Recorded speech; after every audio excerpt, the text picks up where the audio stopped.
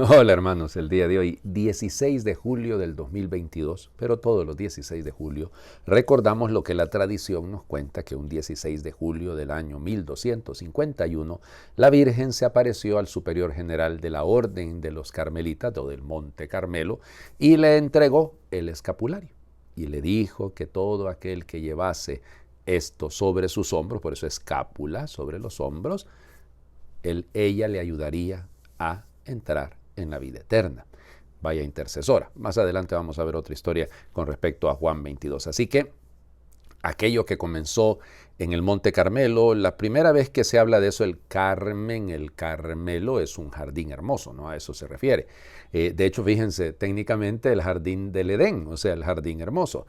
Pues el Monte Carmelo está ahí frente a las costas del Mediterráneo, forma una cadena montañosa, ¿no? Frente pues a lo que hoy en día es, por ejemplo, se alcanza a ver Tel Aviv, Haifa, sobre todo, y al otro lado está el Valle de Israel, ¿no? O sea, vamos.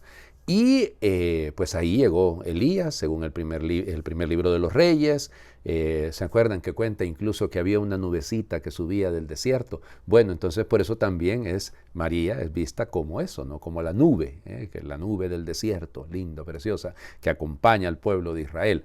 Luego, allí evidentemente Elías venció a todos aquellos profetas de Baal, ¿se acuerdan de la historia? No que él se quedó solo como el único profeta, él se refugiaba en una cueva e imitando a Elías, que se había ido a esas cuevas en el Monte Carmelo, hubo un grupo de ermitaños que a partir del siglo XII realmente, cuidado, desde el siglo XII y en el siglo XIII, lógico, durante la época de las cruzadas, se fueron a vivir ahí. Y entonces pues hubo necesidad de ponerles un poquito de orden, porque allá estaban viviendo, pero no tenían una regla, digamos, no tenían un orden sobre el cual regirse, y entonces por eso fue necesario que los papas les pidieran que se organizaran, y de esa manera pues van a hacer la orden del Monte Carmelo.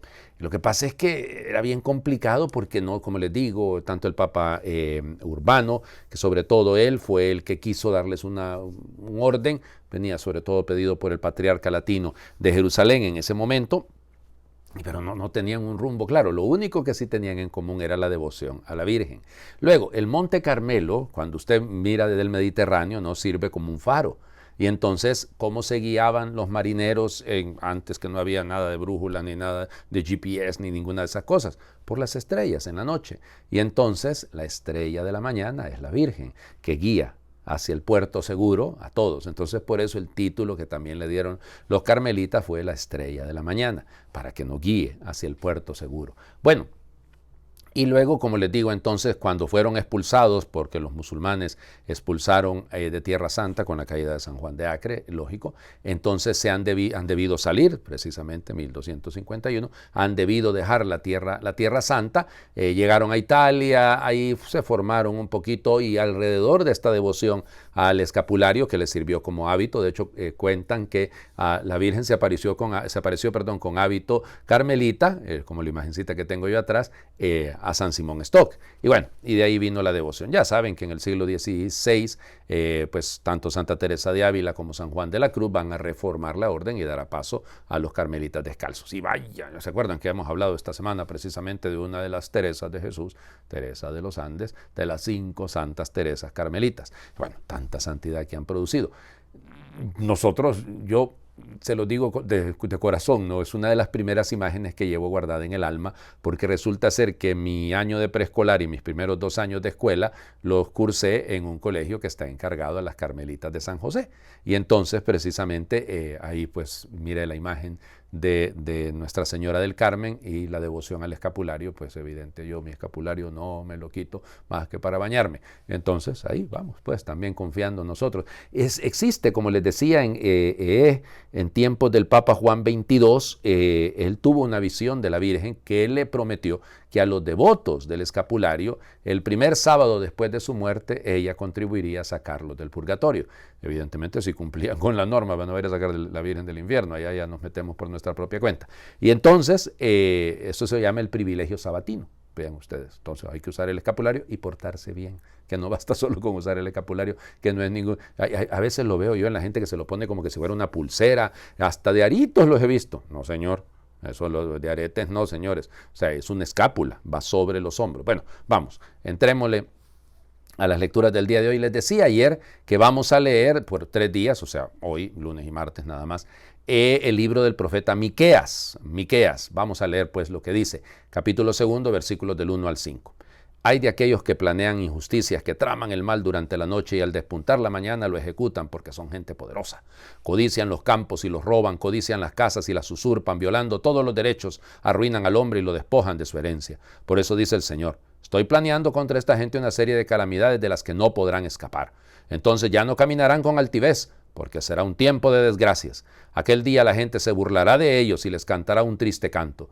Nos han despojado de todo y se han repartido nuestras tierras, se han apoderado de nuestra herencia y no hay quien nos la devuelva.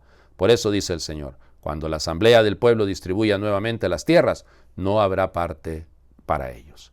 Palabra de Dios. Te alabamos, Señor. Miqueas le tocó vivir, es contemporáneo de Isaías y de Oseas, y entonces, claro, hay tanta injusticia, no solo en tiempos de... Acuérdense lo que significa Miquele, Miqueas es Miguel, pero igual San Miguel, es decir, San Miguel Arcángel, o sea, ¿quién como Dios? O sea, para que vean ustedes el nombre. Pues este Miqueas es duro, ya lo escucharon, contra los poderosos de su tiempo, y es que los poderosos, como planean en la noche y en la mañana lo ejecutan. ¿Cuánta gente mal? O sea, miren, nosotros estamos viviendo aquí en mi país, pero en muchas partes, ¿no? Olas de violencia terribles. O sea, una cosa que espanta a cualquiera, oigan. Y los poderosos, felices de la vida, planeando, es decir, quitando, usurpando, quitándole a la gente lo poco que tiene. Realmente esto no ha cambiado. Esto no ha cambiado y bueno, nuestra confianza puesta en el Señor nos invita precisamente a superar este tipo de actitudes y no ser nosotros de ese estilo tampoco. El Evangelio. Mateo capítulo 12, versículos del 14 al 21. En aquel tiempo los fariseos se confabularon contra Jesús para acabar con él. Al saberlo, Jesús se retiró de ahí. Muchos lo siguieron y él curó a todos los enfermos y les mandó enérgicamente que no lo publicaran, para que se cumplieran las palabras del profeta Isaías. Miren a mi siervo a quien sostengo, a mi elegido en quien tengo mis complacencias. En él he puesto mi espíritu para que haga brillar la justicia sobre las naciones. No gritará ni clamará, no hará oír su voz en las plazas, no romperá la caña resquebrajada, ni apagará la mecha que aún humea, hasta que haga triunfar la justicia sobre la tierra, y en él pondrán todas las naciones su esperanza. Palabra del Señor. Gloria a ti, Señor Jesús. Bueno, después de que ayer el Señor Jesús puso en su lugar a los fariseos con el tema del sábado, la reacción de ellos es la que nos decía Miqueas. Esos que se confabulan para hacer el mal, para acabar con la vida de las personas, que es lo que les hizo ver sus errores, nada más. Pero miren lo lindo de este texto. Jesús no anda buscando la confrontación. Vénganse, pues, que aquí los espero. No, nada de eso. Es decir, él se dio cuenta de esto, se retiró de ahí, se fue a otro lugar. Cuánta falta nos hacen, ¿no? A veces, y a mí lo admito, es que dan ganas de contestar a veces cuando hay estas cosas. En estos días tanto ataque en contra del Papa, es que es increíble, increíble lo que hacen. Tergiversan, sacan fuera de contexto una frase, ni siquiera escucharon todo y ya terminan diciendo barbaridades con respecto a este papa comunista, izquierdoso y todo lo demás, que se calla frente a las injusticias. Ay, Señor, escuchen todo lo que ha dicho, no porque una frasecita que dijo en una entrevista ya terminan diciendo, ya ven, ya estoy defendiendo al papa. Bueno, igual, el tema es este. Fíjense la belleza de este texto. Jesús lo que hace es el bien. O sea, frente al mal, frente a los que se confabulan para matarlo, para acabar con él reacciona amando, él reacciona sirviendo, él reacciona curando, él reacciona siendo el Mesías, a la manera como lo presenta uno de los cánticos del siervo de Yahvé, de Isaías, ¿no? Evidente. Y entonces esto, no clamará, no apagará la mecha que aún humea, el pábilo vacilante no lo apagará, eso. Todo esto, lenguaje lindo, es que ahí es donde tenemos que aprender. Sí, es como un espejo para nosotros, si lo quieren. O sea, ¿dónde tenemos que confrontar nuestra manera de proceder, de reaccionar frente al mal? En Jesús. En Jesús. Porque Jesús es nuestro modelo. No deja de serlo, pase lo que pase. Les invito a hacer oración. Jesús, tú eres el amor discreto, casi escondido. No obligas a nadie a seguir tu camino. Tu arma nunca es la violencia. Tu fuerza es el amor que sirve y da la vida. Gracias, Señor, por tratarme siempre con ternura, porque respetas y ensanchas mi libertad, por contar con mi vida, pobre y a veces casi apagada. Gracias, Dios mío, porque me has formado y sostienes mi vida, porque me miras con amor, me has cogido de la mano y me das tu espíritu, el espíritu de Jesús. que también yo sepa contar con los que no cuentan, con los débiles, los pequeños y los ignorantes, con los que viven en la tiniebla de la enfermedad, la soledad y la pobreza, para implantar un derecho nuevo y construir una sociedad nueva en la que todos vivamos como hermanos, como hijos tuyos. Amén. El Señor esté con ustedes. Qué lindo que hoy es sábado, ¿no? Siempre los sábados son dedicados a la Virgen. Y por intercesión de Nuestra Señora del Monte Carmelo, les bendiga a Dios, que es Padre, Hijo y Espíritu Santo, y su bendición descienda, les acompañe siempre. Muy feliz sábado, muy feliz fin de semana para todos.